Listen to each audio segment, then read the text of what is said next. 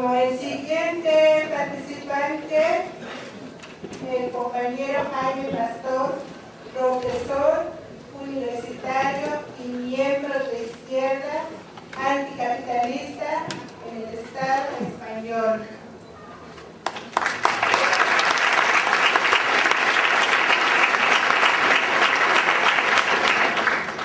Hola, buenas noches.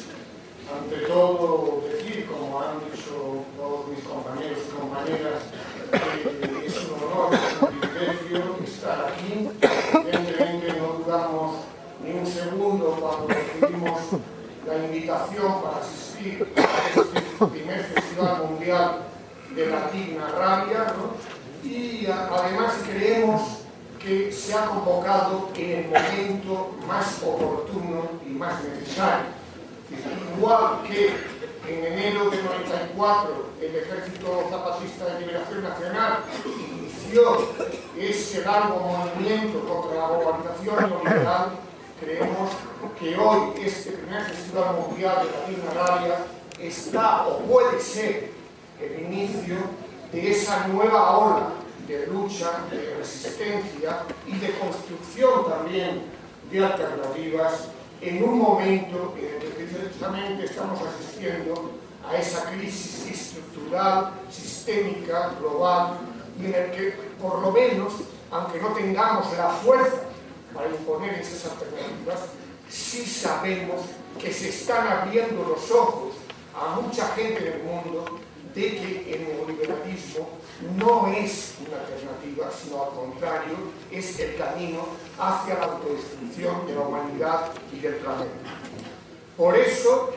también, claro, desde Europa, desde el Estado español, eso conecta también con el origen mismo de la organización joven de la que formo parte, que se constituyó en noviembre pasado, a raíz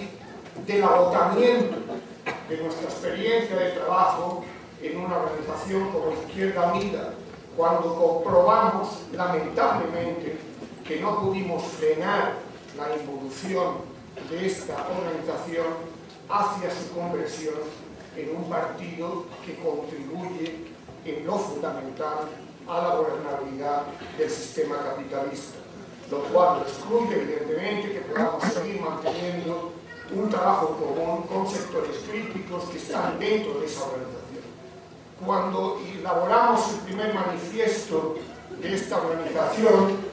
el sentido de nuestro trabajo yo creo que estaba claramente expuesto con este párrafo que os voy a leer. Frente a todos los intentos de hacer pagar a los sectores populares la crisis de este sistema, es necesario organizar la resistencia y reforzar las luchas sociales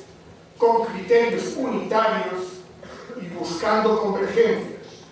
Pero pensamos que la resistencia social no basta.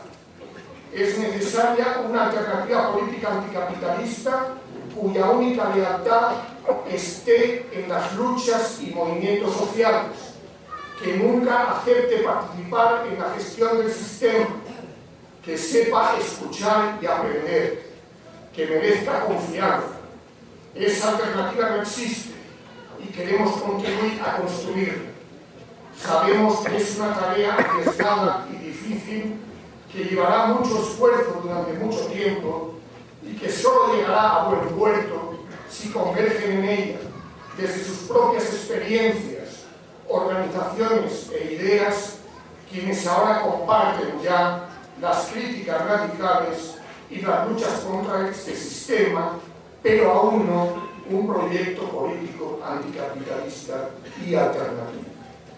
Bien, yo creo que eso es importante decirlo, porque siguiendo también el hilo de lo que ha dicho ahora Pierluigi, en un buen, nosotros hablamos de castellano, no español,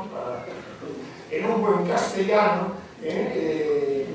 bueno, evidentemente la historia de la izquierda europea es una izquierda desde la resaca del 68 de derrotas, desde el periodo de los años 73-80,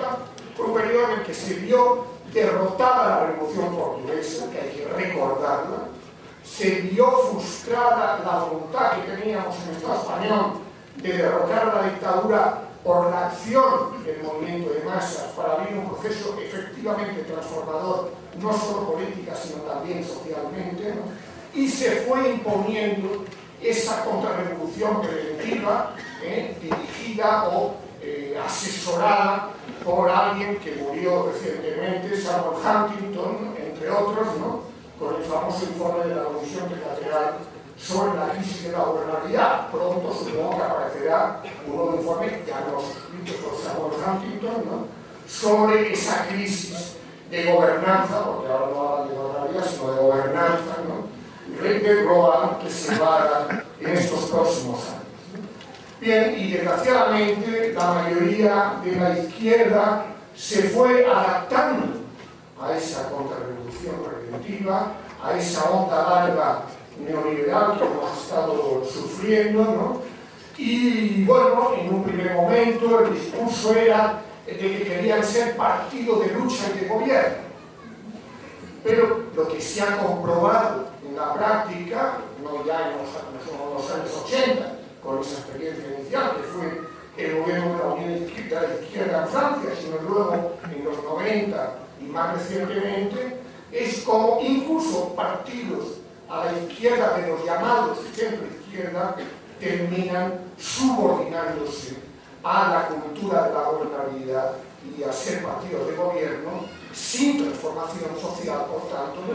sino adaptándose a ese paradigma arrasador durante todos estos años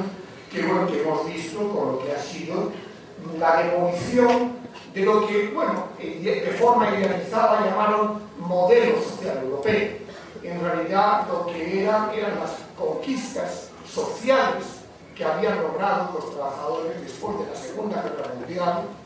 gracias a su lucha, gracias a su presión